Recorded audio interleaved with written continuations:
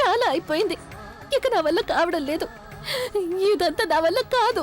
నా సంతోషం, నా సుఖం, నా సర్వస్వం చేయి జారిపోతుంది. నేను ఆయన శత్రువుల నుండి ఆయన్ని దూరం చేయడానికి బదులు నేనే స్వయంగా నా ప్రేమకి దూరం అయిపోతున్నాను.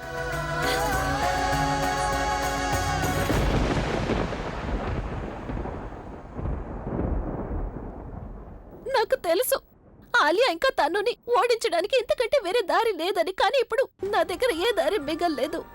నేనెవరికి నా బాధను చెప్పుకోలేను, ఎవరి దగ్గరికి వెళ్ళి ఏడవలేను. నేను పిచ్చిదాన్ని అయిపోతున్నాను. ఇంతకంటే నా వల్ల కావడం లేదు. నేను ఆయనకి ఎంత దగ్గరగా ఉన్నాను. ఆయన నాకు చెప్తున్నప్పుడు ఆయన నా కోసం ఎంత ఎదురు చూశారు అని నేను బలహీనురాలు అయిపోయాను. ఆయనకి వెంటనే నిజం మొత్తం చెప్పేయాలనిపించింది. నాకు ఆయన కళ్ళల్లో కనిపించింది. నేను ఎంత బాధపడుతున్నానో ఆయన అంతకంటే ఎక్కువ బాధపడుతున్నారు. నేను ఇలా చేయడానికి రాలేదు కదా. నాకు ఇదంతా చెయ్యాలని అస్సలు లేదు. కానీ మీరు చెప్పారని నేను ఇదంతా చేస్తున్నాను. ఆయన ఇదంతా చేయడం వల్ల ఏంటి లాభం? ఒకవేళ నాకు నా గమ్యం దొరికినా కూడా ఆయన నాకు దక్కుతారో లేదో నాకు తెలియడం లేదు. ఏ ద్వేషం నా మీద ఆయనకి ఏర్పడుతోందో అది మా ఇద్దరిని మళ్ళీ వేరు చేస్తోంది.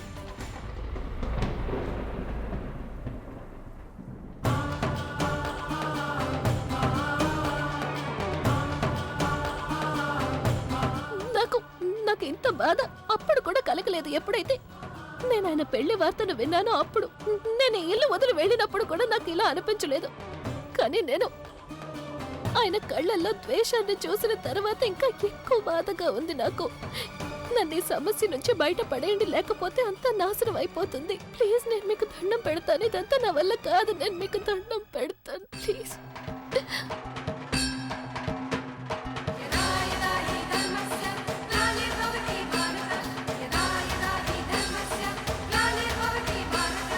చాలమ్మ ప్రజ్ఞ, చాలు. ఏడవకు, నేనున్నాను కదా నీతో పాటు. మీరు నన్ను ఎందుకు కాపాడారు? ఆ రోజే నేను చనిపోయి ఉంటే ఇలా ప్రతిరోజు క్షణక్షణం చావాల్సిన పరిస్థితి వచ్చుండేది కాదు కదా. మీరు నన్ను మాట్లాడుకో.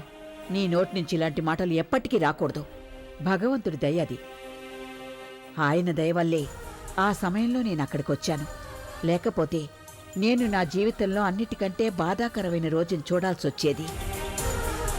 నువ్వు ఈ ప్రపంచం నుంచి వెళ్ళిపోతే ఇక నా ప్రపంచంలో ఏముంటుంది? అభి ఎలా బతుకుతాడు? ఆ రోజు భగవంతుడు ఒకటి కాదు, ముగ్గురి ప్రాణాలు కాపాడారు. నన్నక్కడికి సరైన సమయానికి పంపించి.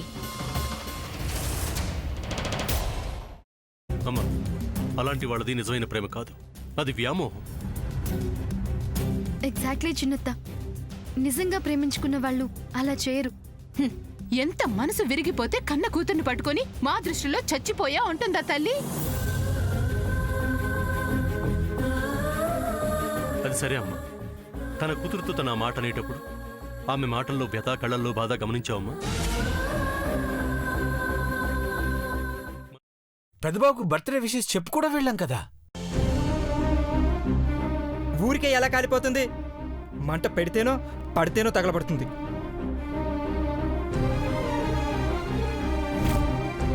కరెక్ట్ చిన్నబాబు, నీకొచ్చినట్టే నాకు డౌట్ వచ్చింది.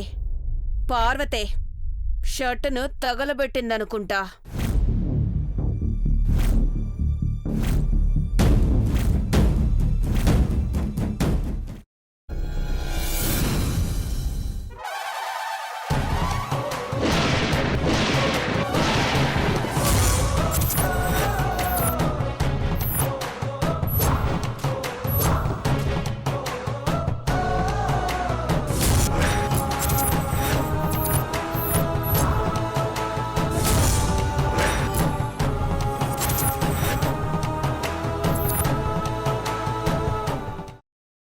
తర్వాత పొట్టు తీసేసి చాప్ చేసి పక్కన పెట్టుకోవాలి. ఒక ప్యాన్లో కొద్దిగా నూనె వేడి చేసి అందులో ఆవాలు, మినప్పప్పు, శనగపప్పు, కరివేపాకు, సన్నగా తరిగి పెట్టుకున్న ఉల్లిపాయలు వేసుకుని 1 నిమిషం పాటు వేయించుకోవాలి. ఆ తర్వాత కాల్చి కట్ చేసి పెట్టుకున్న వంకాయని కూడా అందులో వేసుకుని బాగా మిక్స్ చేసి బౌల్లోకి ట్రాన్స్ఫర్ చేసుకుని అందులో తగినంత చిక్కటి పెరుగు లేదా పల్చటి పెరుగు వేసుకుని మిక్స్ చేసి అన్నంతో కానివ్వండి, చపాతీతో కానివ్వండి సర్వ్ చేసినా చాలా బాగుంటుంది.